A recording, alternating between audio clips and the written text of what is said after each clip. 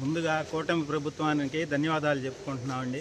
డీలర్ల జీవితాల్లో వెలుగులు నింపిన ముఖ్యమంత్రి చంద్రబాబు నాయుడు గారికి, డిప్యూటీ సీఎం పవన్ కళ్యాణ్ గారికి, పౌర సరఫరాల శాఖ మంత్రి నాదెండ్ల మనోహర్ గారికి ముందుగా ధన్యవాదాలు తెలుపుకుంటున్నాము.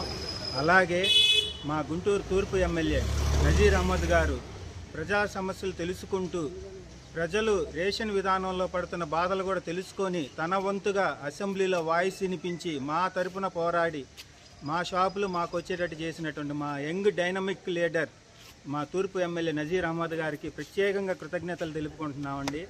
అదేవిధంగా రాష్ట్ర ప్రభుత్వం మా మీద ఉంచిన నమ్మకాన్ని వమ్ము చేయకుండా 100కి 100 పాళ్ళు రాష్ట్ర ప్రభుత్వం ఏ విధంగా అయితే మాకు సూచనలు చేసిందో ఆ విధంగా మేము రేషన్ డిస్ట్రిబ్యూషన్ చేస్తామండి.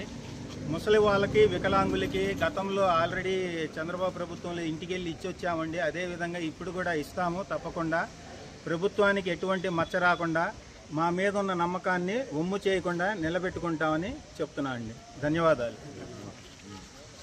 వర్ధిల్లాలి డీలర్ల ఐక్యత.